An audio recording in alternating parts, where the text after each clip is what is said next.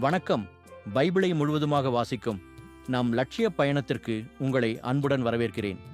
இன்று நாம் லேவியராகமத்தில் 20வது அதிகாரத்தை வாசிக்க இருக்கிறோம். இதுவரை நாம் மொத்த நூல்களில் 9.16% நூல்களை வாசித்து முடித்துவிட்டோம். இன்னும் சில நூல்களை முடித்தால் நம் பயணம் வெற்றிகரமாகவும் இன்றைய வாசிப்பின் மூலம் அந்த இலக்கை இன்னும் முன்னோக்கி நகர்த்துவோம். வாங்க தொடங்குவோம். கீழ்ப்படியாமைக்கான தண்டனைகள். ஆண்டவர் மோசேயிடம் கூறியது: இஸ்ரேல் புதல்வரிலோ இஸ்ரேலில் தங்கும் அந்நியரிலோ யாரேனும் தன் வழிமரபில் ஒரு பிள்ளையை மோலெக்குக்கு கொடுத்தால் நாட்டு மக்கள் அவனை கல்லால் எறிந்து கொள்ள வேண்டும்.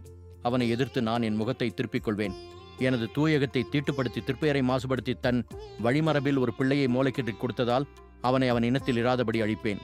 தன் வழிமரபில் ஒரு பிள்ளையை மோலெக்குக்கு கொடுத்தும் நாட்டு மக்கள் அவனை கொலை செய்யாது விட்டுவிட அவன் தலைமறைவாயிருந்தால் நான் அவனையும் அவன் குடும்பத்தையும் எதிர்த்து என் முகத்தை திருப்பிக் கொள்வேன். மோலெக்கின் ஒழுக்கக்கேட்டில் ஈடுபட்ட அவனையும் அவனை பின்பற்றிய யாவரையும் அவர்கள் இனத்தில் இராதபடி அழிப்பேன். குறிசொல்வோரையும் மைபோடுவோரையும் பின்பற்றி வழி தவறியோரை எதிர்த்து என் முகத்தை திருப்பிக் கொண்டு அவர்களை அவர்கள் இனத்தில் இராதபடி அழிப்பேன். எனவே நீங்கள் உங்களை புனிதப்படுத்தி தூயவராகுங்கள், ஏனெனில் நான் உங்கள் கடவுள். என் கட்டளைகளை கைக்கொண்டு அவற்றின்படி நடங்கள்.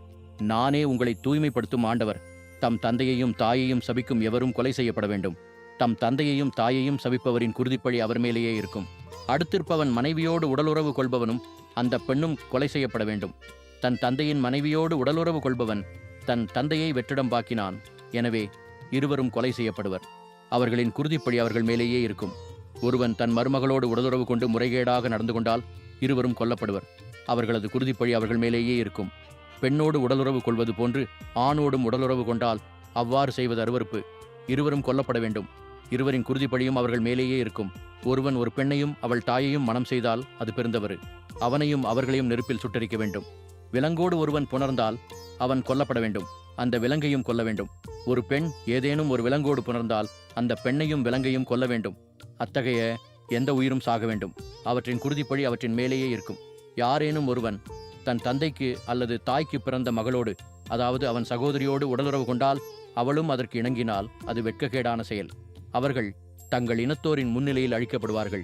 தன் சகோதரியை வெற்றிடம்பாக்கிய அவன் தன் தீவினையை சுமப்பான். மாதவிலக்கில் இருக்கும் ஒருத்தியுடன் ஒருவன் உடலுறவு கொண்டால் இருவரும் தங்கள் உதிர ஊட்டை திறந்ததால் அவர்கள் தங்கள் இனத்தாரிடையே இல்லாதபடி அழிக்கப்படுவார்கள். உன் தாயின் சகோதரியையோ உன் தந்தையின் சகோதரியையோ வெற்றிடம்பாக்காதே. மீறுபவர் தங்கள் உடலை இழிவுபடுத்தியதால் தங்கள் பழியை தாமே சுமப்பர். ஒருவன் தன் தந்தையின் சகோதரனின் மனைவியோடு உடலுறவு கொண்டால் அவன் தன் தந்தையின் சகோதரனை வெற்றிடம்பாக்கினான். எனவே அவர்கள் தங்கள் பாவத்தை தாமே சுமப்பர், பிள்ளையன்று இறப்பர். ஒருவன் தன் சகோதரன் மனைவியோடு உடலுறவு கொண்டால் அவன் தன் சகோதரனை வெற்றிடம்பாக்குகிறான். எனவே அவர்கள் பிள்ளையன்று இருப்பர்.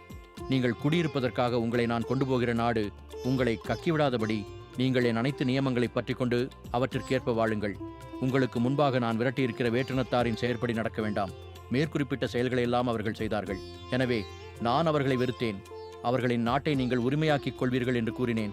பாலும் தேனும் ஓடும் அந்த நாட்டை உங்களுக்கு உடைமையாக்கினேன். உங்களை மக்களினங்களை விட்டு பிரித்தெடுத்த உங்கள் கடவுளாகிய ஆண்டவரே நான். எந்த ஒரு பூச்சியாலும் உங்களை இழிவுபடுத்திக் கொள்ளாது இருப்பீர்களாக. எனக்கென தூயவர்களாக இருப்பீர்களாக. ஏனெனில் ஆண்டவராகிய நான் தூயவராயிருந்து நீங்கள் என்னுடையவர்களாக இருக்கும்படி உங்களை மக்களினங்களினின்று பிரித்தெடுத்தேன். குறி சொல்லும் அல்லது மைபோட்டு பார்க்கும் எந்த ஆணும் பெண்ணும் கல்லால் எறிந்து கொல்லப்பட வேண்டும். அவர்களின் குருதிப்பழி அவர்கள் மேலேயே இருக்கும். நாம் 1189 அதிகாரங்களில் 110 அதிகாரங்களை நிறைவு செய்துவிட்டோம். இன்னும் சில அதிகாரங்களை வாசித்தால் முழு பைபிளையும் முடித்து விடுவோம். நாளை அடுத்த அதிகாரத்தை பார்க்க சந்திப்போம். நாள்தோறும் இந்த பயணத்தில் நீங்களும் பங்கேற்றால் பைபிளை முழுமையாக வாசித்து முடிப்போம். இது நம் வாழ்க்கையிலும் ஆன்மாவிலும் பெரிய மாற்றத்தை ஏற்படுத்தும்.